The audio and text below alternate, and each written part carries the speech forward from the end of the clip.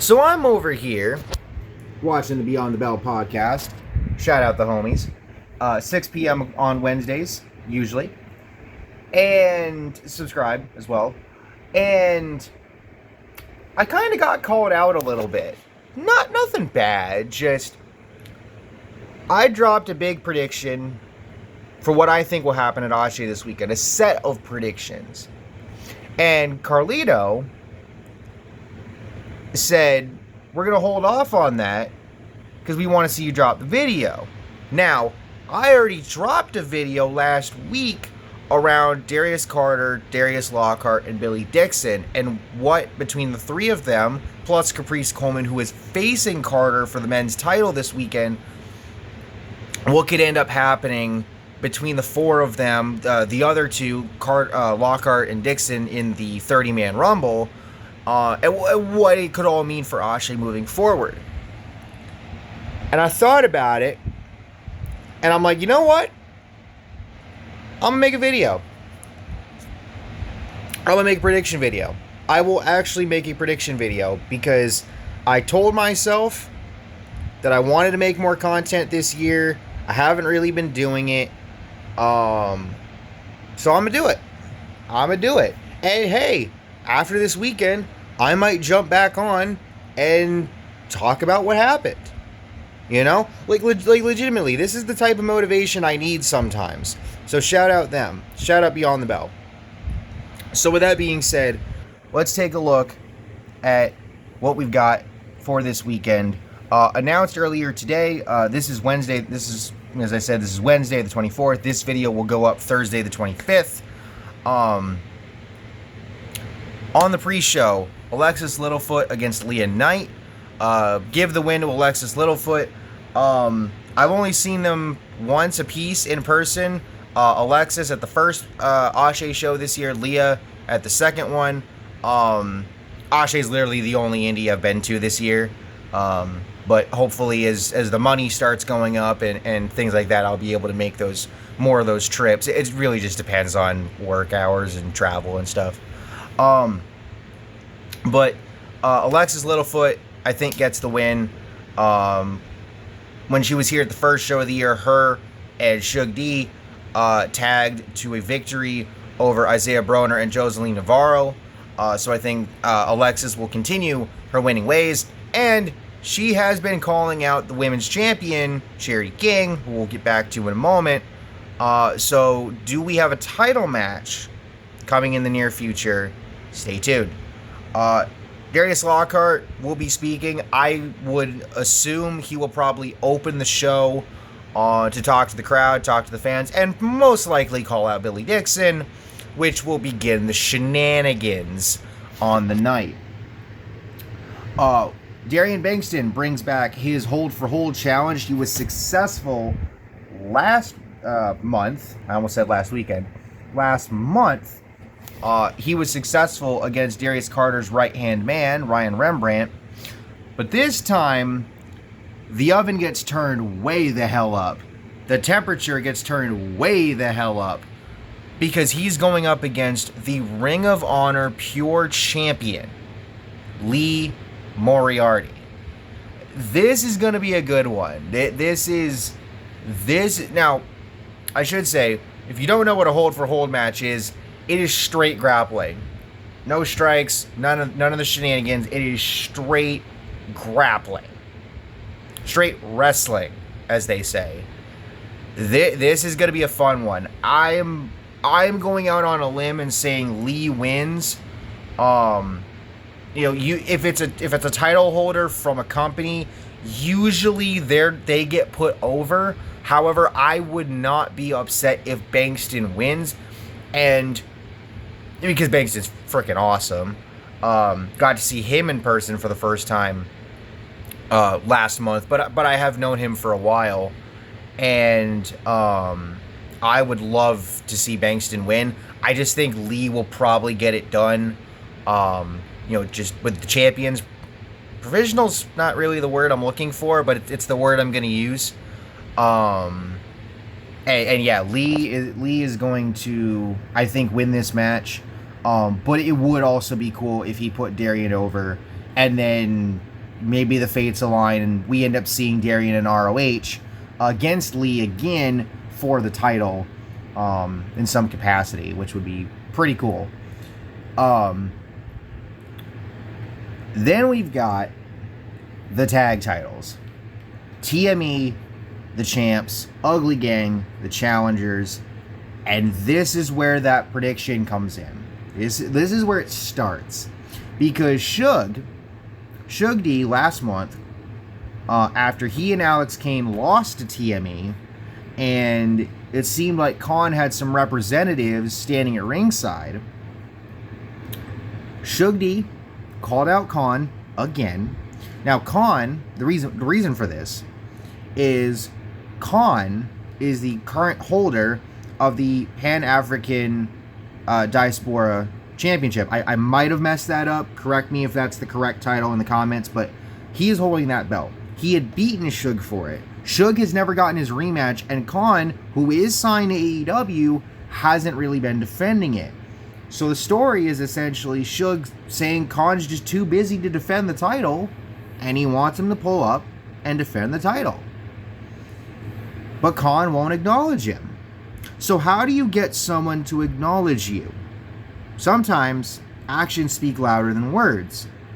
And in this case, what I found out, because I didn't know this, because I need to tap in a little more. I need to do some more research, but this was mentioned on the Beyond the Bell podcast episode after the last ASE show. Shout out Lovely Laveau, because she was the one who said it. Is TME was handpicked by Khan as his guys, as his tag team, so to speak. We don't know what that means yet. But if Shug's going to make a statement towards Khan, what better way to do it than to cost TME the tag titles against Ugly Gang? And I think that's what's going to happen. Because this outcome will parlay into what happens later in the night. So, TME loses the tag titles to Ugly Gang off of Shug D shenanigans, and yeah, that's what I got.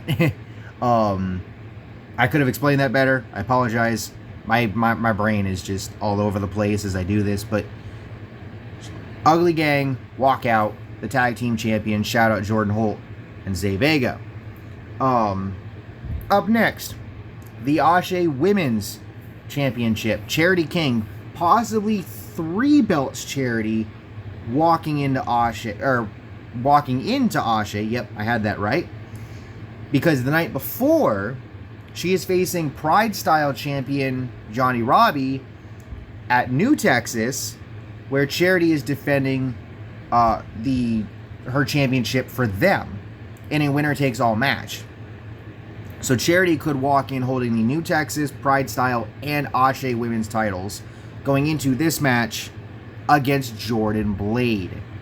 And for me, I have seen Jordan before. It's funny living down here now because you're introduced to a whole new group of wrestlers that you haven't seen in person before. I've actually seen Jordan in person before. Shout out Blitzkrieg Pro. And I love Jordan. She's fantastic. But I'm sorry. And still, Charity King. Potentially 3 belts, Charity King. That would be a fantastic outcome.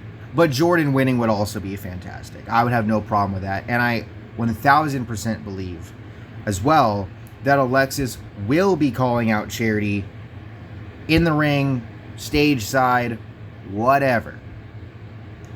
Alexis will be calling out Charity, and we will be getting that match down the road. And then the big one. Well, the other big one, I should say.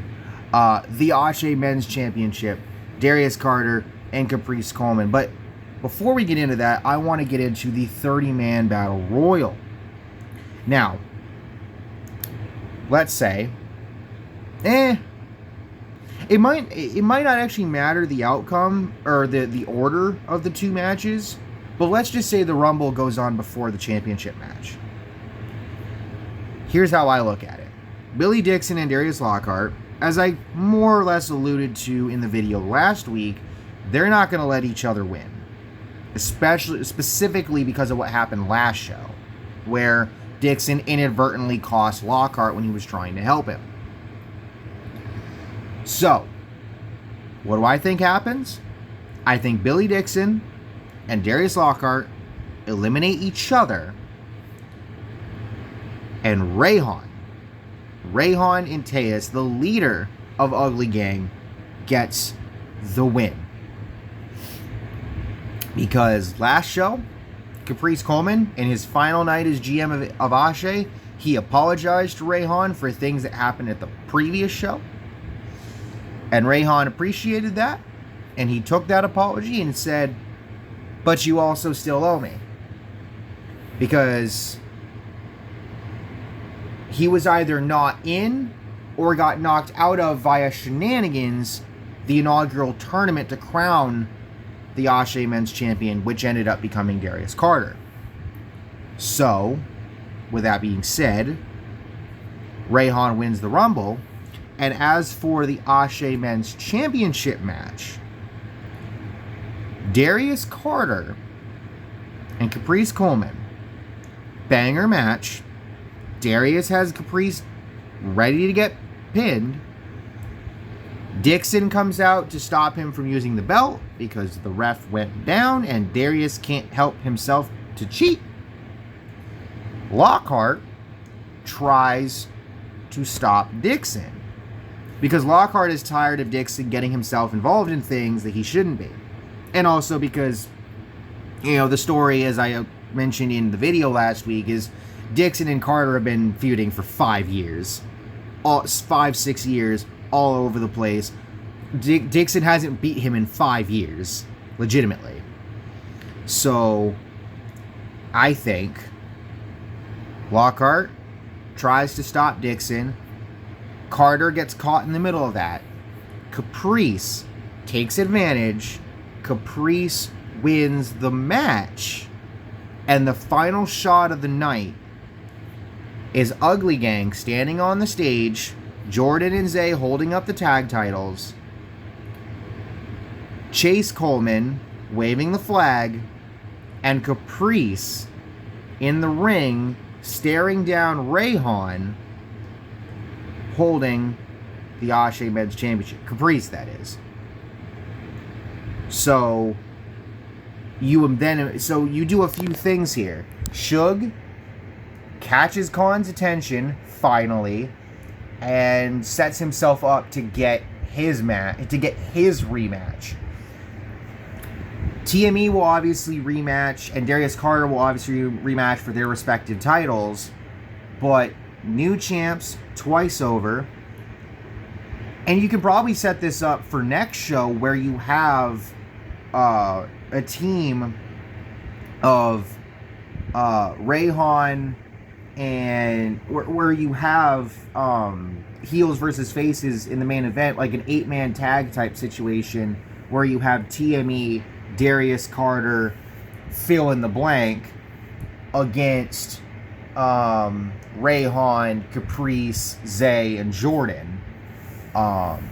Maybe Lockhart is on that heel side where he doesn't like Carter, but he's against Dixon, and he knows Dixon is going to be affiliated with the faces, even if he's not in the match. And he very well could be in the match if Caprice is defending the title against somebody else on the same night, because I fully expect shenanigans across the board.